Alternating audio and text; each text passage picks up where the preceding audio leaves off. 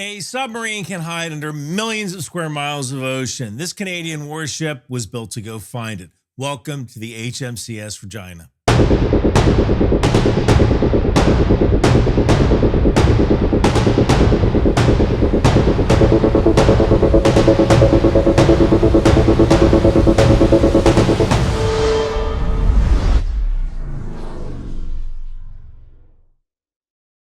Well, my continuing education in the Department of the Boat People has taken an international turn. I had the privilege of visiting the Canadian ship HMCS Regina, a Royal Canadian Navy Halifax-Class Frigate, during RIMPAC, or Rim of the Pacific, the world's largest naval exercise involving 30 different countries. And if you're like me, meaning an Army guy who spent his career mostly thinking that oceans were something you flew over, a frigate can be a little deceptive. It's not an aircraft carrier. It's not a battleship. It doesn't have that look-at-me energy like a big deck full of fighter jets. That's kind of the point. A ship like the HMCS Regina is a hunter, a sensor platform, an escort, a diplomatic tool, a rescue platform, a command node, and if necessary, a combatant. It's built to find things that don't want to be found, like pirates or submarines, and honestly, especially submarines, and survive long enough to do something about it. And the more time I spent on board, the more I understood that this ship is not just a collection of weapons, it's a Canadian system, Canadian sailors, Canadian engineering, Canadian traditions, and a very serious mission that the United States actually abandoned. So today we're going to go inside a Canadian anti-submarine frigate. And before we get started, this video took about $20,000 to produce, location, shoot, and animate. So please consider supporting my work at ryanbeth.substack.com. It's only $5. You can also buy one of my early Burke-class destroyer shirts from Bunker Branding or in the link below. The HMCS Regina is a Halifax-class frigate. These ships are the workhorses of the Royal Canadian Navy. Canada built 12 of them, and the class entered service in the 1990s. They were built as submarine hunters, but they were also designed to fight surface ships and air threats in the open ocean. As you know, Canada is not a small maritime country. It has an Atlantic coast, a Pacific coast, Arctic approaches. Honestly, it has the longest coastline in the world, enormous ocean spaces, and a responsibility to show up with its NATO allies. And a frigate is one of the ways Canada shows up. This ship is about 134 meters long. It displaces roughly 4,700 tons and can carry a crew of around 225. It can also make about 30 knots, or nautical miles per hour. And one of the things I want to say up front here, I was a guest on the ship. The sailors were professional, generous with their time, and obviously proud of their ship. So this video is meant to be curious and honest, and also respectful. This is their workplace. And I'll tell you, if things go badly at sea, it's also their lifeboat. This is actually the second Canadian warship to carry the name Regina. The first HMCS Regina was a Flower-class corvette in the Second World War. She escorted convoys, hunted submarines, and on February 8th, 1943, sank the Italian submarine Avro in the Mediterranean. Then on August 8th, 1944, the first Regina was torpedoed and sunk off of Cornwall by the German submarine U-667. 30 members of her ship's company were lost, and that's the kind of history you can feel on a warship. The current HMCS Regina was commissioned on September 30th, 1994 in British Columbia. Her motto is Floritat Regina, let Regina flourish. And that's a really good motto for a ship that has spent decades doing unglamorous, necessary work of showing up. NATO operations, coalition work, maritime interdiction, exercise with allies, and representing Canada overseas. Damage control on a frigate is interesting, but how do you perform damage control on your body? Stem cells are like an emergency repair crew, and even Joe Rogan, who knows about getting hurt, said, I had a full-length rotator cuff tear, and the UFC gave me a doctor in Los Angeles, and he looks at my MRI and goes, you're going to need surgery. I go, 100%? He goes, I don't know how you're using it now. It's a matter of time. You're going to need surgery, so it might be better to do it now. So I got it shot up with stem cells. And this was the early days of stem cells in America where you could get away with more. You got to go to Mexico now. And Harvard scientist Dr. William Lee backs this up. So studies have been done to show that the flavonols in cocoa stimulate stem cells to come out of your bone marrow like bees in a beehive in your bloodstream, and they go out and they find wherever it needs to be repaired. If it's in your heart, they'll fix it. If it's in your liver, they'll fix it. If it's in your skin, they'll fix it. That's right, dark chocolate, but the flavonols are usually destroyed during the chocolate making process, and that's where Black Forest supplements come in. They've created the first ever high flavonol cocoa powder packed with everything your body actually needs. It's only 20 calories. I mix it with my coffee in the morning. For the next 48 hours, the Black Forest supplement store has a buy one, get one free across the entire store. Every product, including their best-selling cocoa formula, plus a free bottle of NMN with every single order. Now you have to use the link below to get the deal. When it's done, it's done. So don't wait, because cocoa prices are rising because everything costs more with the Strait of Hormuz crisis, and fuel ship, it's just more expensive. So hit the link in the description below or the pinned comment, grab this amazing deal while it lasts, and take control of your health. So let me take you around the ship to show you how it works. We start off on the flight deck and the hangar. This is where the anti-submarine part of the ship really begins to make sense. Regina deploys with a CH-148 Cyclone, Canada's shipborne maritime helicopter. The Cyclone gives the ship reach. A frigate can reach out and sense a lot, but a helicopter can go far ahead of the ship. It can search, it can classify contacts. If necessary, it can destroy a submarine or a surface target with airdropped Mk-54 lightweight torpedoes. The helicopter can do this in a few ways. Find the submarine. It can use its HELRAS sonar by dipping it into the water, almost like lowering a microphone into the water to listen for submarines. It can also drop sono buoys into the water, which you can think of as a disposable microphone. Drop enough of them, and you can kind of triangulate where a submarine is. But the Cyclone can also be used for surface surveillance with its APS-143 radar. It can be used for search and rescue with its infrared camera and hoist, tactical transport, and a lot more. The West Coast 443 Maritime Helicopter Squadron provides helicopter air detachments in support of the Royal Canadian ships, including the HMCS Regina. For East Coast ships, the 423 Squadron provides those birds. And what's kind of interesting here is that the pilots and maintainers are actually members of the Royal Canadian Air Force embarked on the ship. So the frigate isn't just all Navy, it becomes this joint Canadian Armed Forces team at sea. And Canada has a very Canadian solution to one of the nastier problems of naval aviation: landing a helicopter on a small deck that's moving around in bad weather. This system is called a Beartrap, and in Canada, you're going to find a lot of bad weather at sea. Essentially, the helicopter drops a line, the ship captures it, and the system helps pull the helicopter down and secure it to the deck. The system can then bring the helicopter inside the hangar on a track for maintenance or just to get it out of the weather. The hangar is one of those spaces that kind of shows you what shipboard life is really like. Yeah, it's where the helicopter lives, but when the helicopter is not there, the space can become a gym, a workout area, an emergency mass casualty space. And this is where ships are a lot different than almost anything I experienced in the Army. In the Army, if you need more space, you put up a tent, grab another Connex, spread out across the motor pool. On a ship, there's no more space. The ship is the space. One of the most interesting things about the ship is that things tend to look boring if you don't know what they are. A modern warship doesn't just exist to defend itself by shooting things down. A huge part of survival is making the incoming weapon confused. Regina carries soft kill systems. In simple terms, soft kill means you're not trying to physically destroy the missile, you're trying to seduce it, direct it away, decoy it, break its lock on the ship. The Halifax class uses the mass or multi-ammunition soft kill system for this. You can think of it like a Navy decoy launcher that throws out a wall of stuff that makes the ship harder to find or the missile to stay locked onto. And it does this by using thermal and radar decoys similar to flares and chaff used by a fighter plane to avoid a missile. Another decoy is the surface offboard passive decoy, or SOPD, which looks like a giant 20-side Dungeons and Dragons die. And this is a very nerdy description, but it's accurate enough for YouTube. The point is that it's this one-time use decoy that will help pull certain radar frequency threats away from the ship. There's also torpedo decoys. You have two parts in the rear for Nixie-towed torpedo decoys. Now, I'm saying at a very high level here, the big idea is that the ship is layered.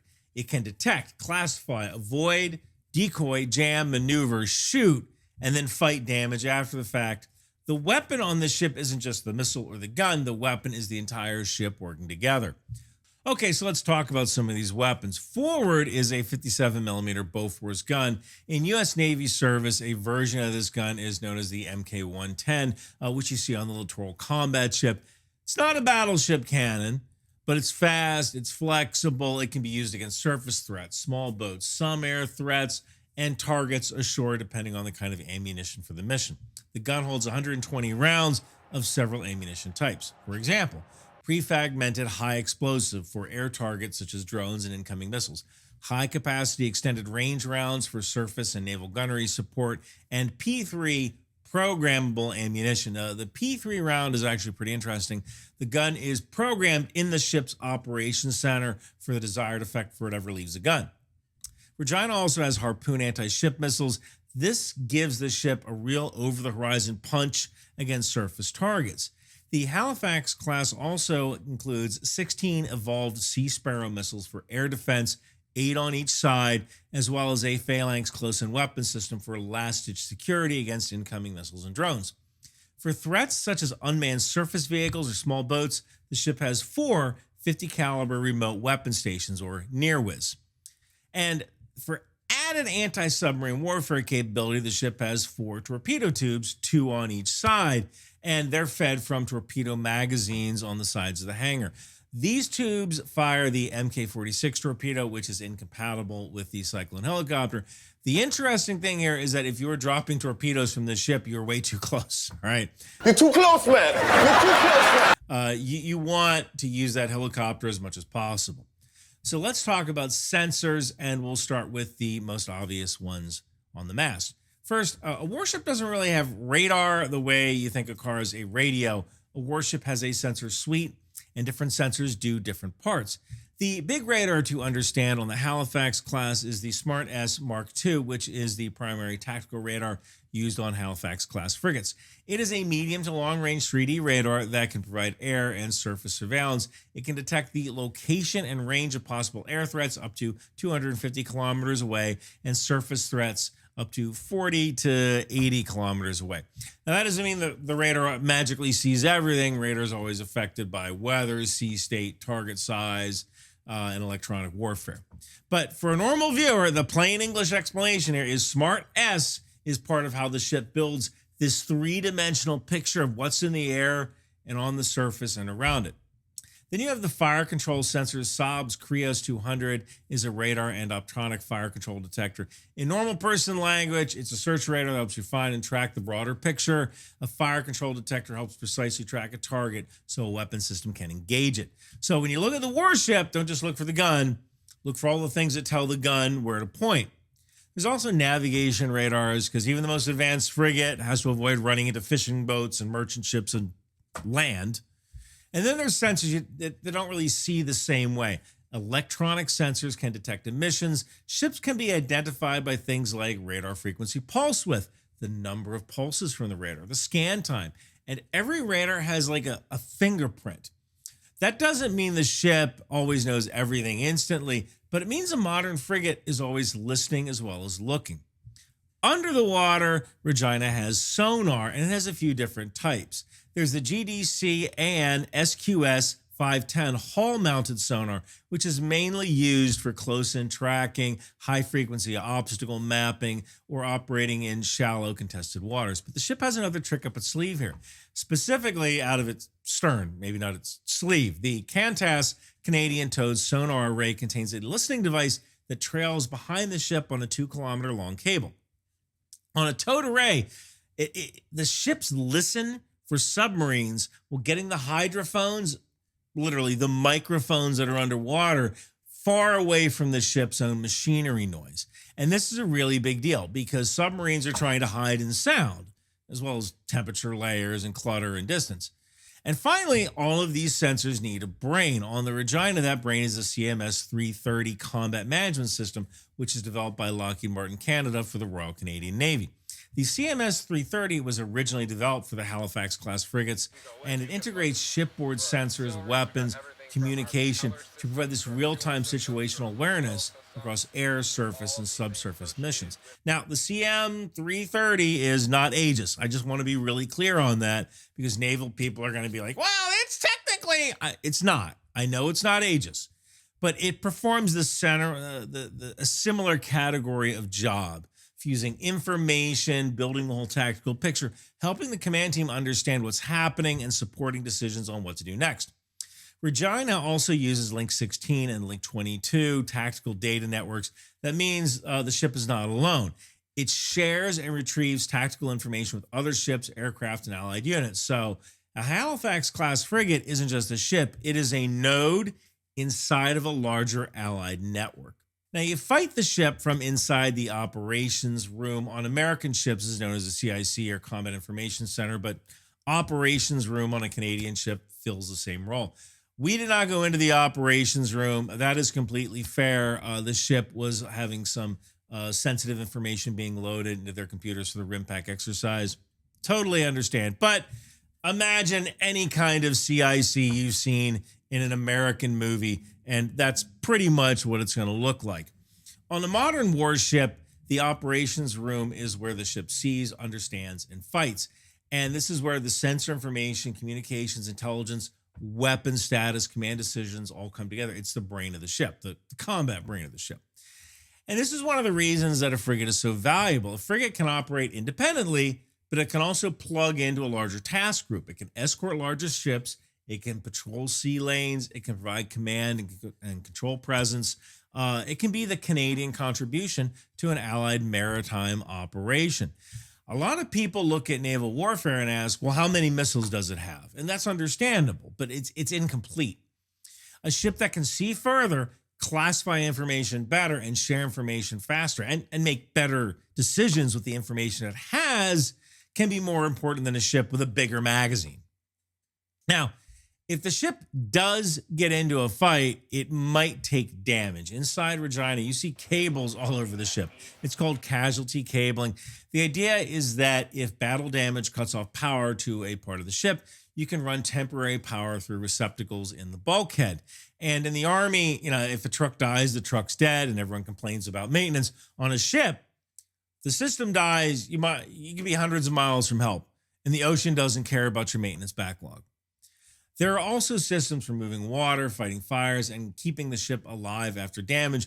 Most fires are fought with foam unless they're electrical. The ship also has a pre-wet system, which are little holes and nozzles that can wet the outside of the ship in a chemical environment that can help contamination from sticking to the ship, but it can also help with firefighting. This is the part of shipboard life that I think land people really underappreciate here. At sea, there's no 911. No one's coming for you. There's no fire department. There's no tow truck. The ship's company is the fire department, the hospital, the mechanic, the security force, the power company, the water company, and the rescue crew. So when sailors are obsessive about clean passageways and stowed gear, it's not because they're neat freaks. It's because trash is a fire hazard. Loose gear is a missile hazard. Block access can kill people. Cleanliness on a ship isn't aesthetics, it's combat power. And speaking of power, the ship is powered by 1 diesel engine and 2 turbine engines. All of it is controlled by a machinery control room, which is the brain of the non-weapon side of the ship. A warship is a combat system, but it is also a power plant wrapped in steel and pointed at the horizon. Regina has a combined engine system with 2 gas turbines, 1 diesel, and 3 gearboxes. The ship has 2 propellers and 2 shafts, and through the gearboxes, the engine can drive both shaft lines, or the machinery can be arranged in different combinations. The gas turbines are General Electric LM2500s, and if you're not a boat person, think of them as jet engines that learned how to go to sea. The gas generator creates high-energy gas. The turbine turns that energy into shaft horsepower. The ship also uses a controllable reverse pitch propeller on both of its shafts. That means the shaft doesn't actually have to turn around or counter rotate to slow the ship down. They just change the pitch of the blades to slow down the ship. And the ship can actually stop in 1 ship length, which is impressive when you remember this is a 4,700-ton warship. It's not like a 20-foot bass boat. And like every Army mechanic has a religious relationship with oil, ships have a religious relationship with lube oil. Lube oil is vital. It runs extremely hot. It is cooled by seawater through these heat exchangers. And fuel is also treated before use. This fuel goes through centrifuges and settling tanks to kind of remove water and impurities before it reaches the service tank, where the fuel goes to the actual generators. Now, the ship also has what's called a soft patch, basically a removable section that lets a crane access the machinery spaces if major equipment has to come out. And, you know, one of the neat things that I noticed from the outside, the ship looks really sleek, but inside you got wires and pumps and cabling and like ladders. And I'll tell you, there's like 1,000 ways to die if people don't know their job. So let's talk about life on the inside. Shipboard life is where the Navy gets really weird to Army people. On the Regina, like other naval ships, people eat in different messes. Officers eat in the wardroom. Senior non-commissioned officers have their own mess. Junior sailors have theirs. One interesting thing to note, unlike American ships, which are dry, meaning no alcohol is allowed on board, Canadian ships are wet, meaning the wardroom for officers and the chief mess both have bars. I even stopped by to have a drink, although the bars are closed when the ship is at sea. And the wardroom actually doubles as an operating room in combat. There's even an operating room light over the dining table. You also have to remove your hat in the wardroom out of respect for the king, whose picture is prominently displayed. And it really surprised me that on a ship as small as a frigate, the tradition of eating separately was maintained. And it's because of the nature of officer and senior NCO responsibilities. First, it allows sailors to be able to relax and speak freely among their peers. Second, discipline and following orders immediately and without question are extremely important on a ship, especially if it's like sinking. If you're told to patch a hole, you can't say why.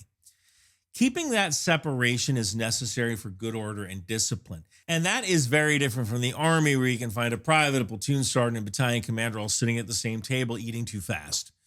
Note that I was actually offered a chance to serve the sailors in the enlisted mess. I will say the line moves fast, and you are expected to keep up. It's actually harder than it looks.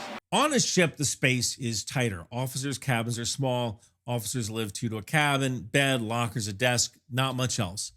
Doors are left open because someone is always sleeping, and the hatches make noise when closed, so curtains normally do the privacy work.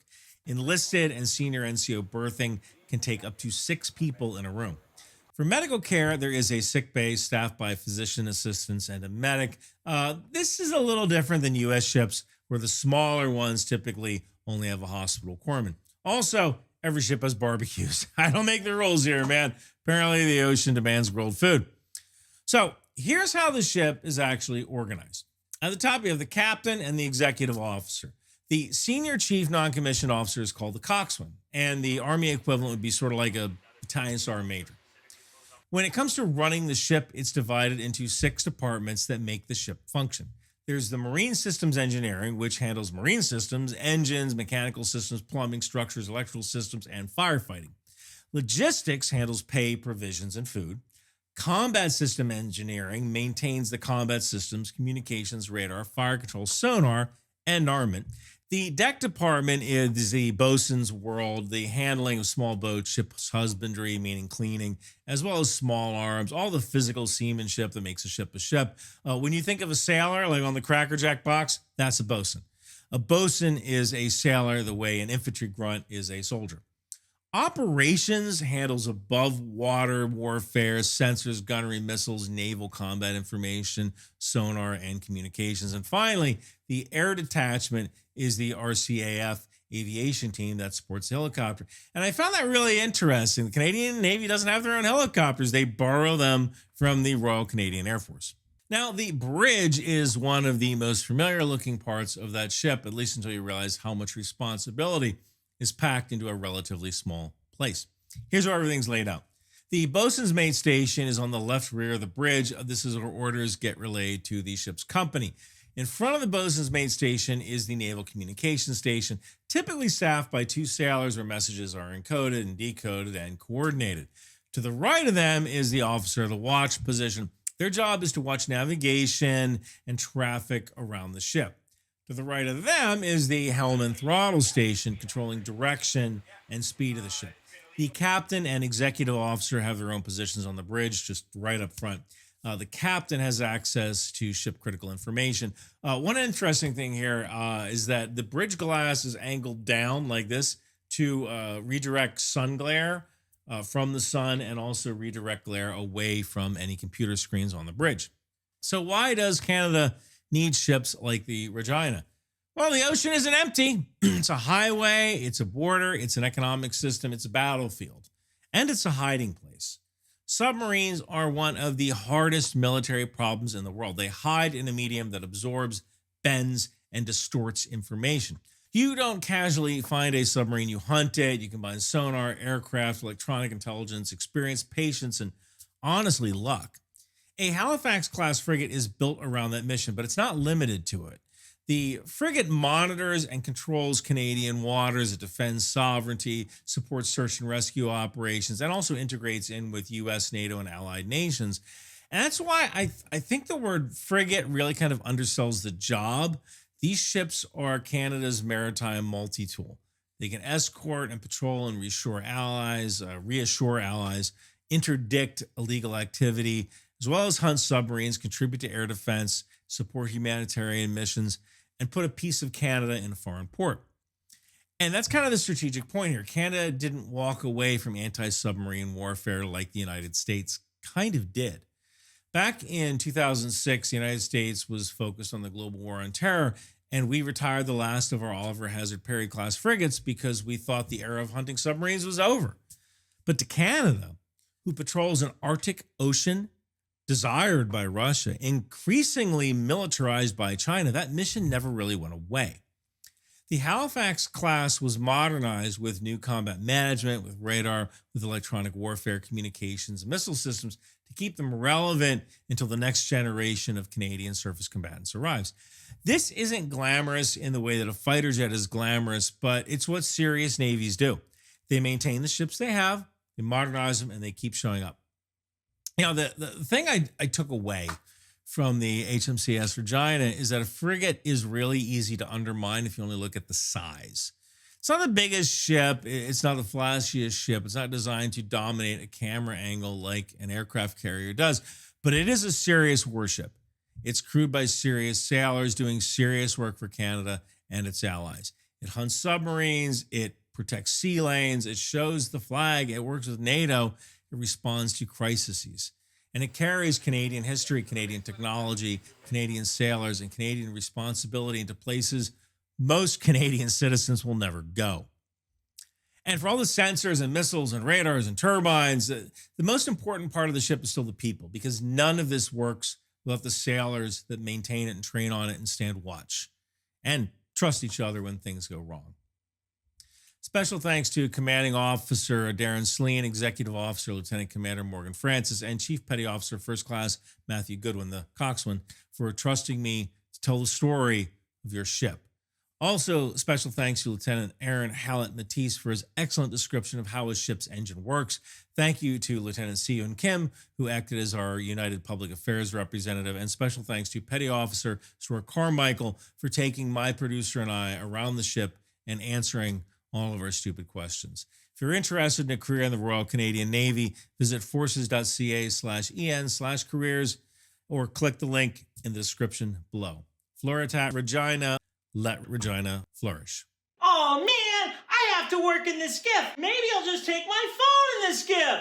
Hey kid, what's going on? Think tank! You know, taking a phone into the skiff isn't cool. It could really hurt your friends. But a t-shirt or hoodie from Bunker Branding sure is cool. Wow! This meeting could have been signals intelligence. That's like every meeting. And Bunker Branding has all sorts of other merchandise. Intel Life, Aerosol, Live, Laugh, Launch for Destroyer, Trident, HIMARS, and Patriot. Think outside the bomb. Drone Suite Drone, Department of the Boat People, landmines, and even the tow missile. It would behoove you to grab one today. You know, I don't think you can smoke in here. Oh, I'm not smoking. I'm just holding a lit cigarette in my mouth. Now I know. And knowing is half the battle.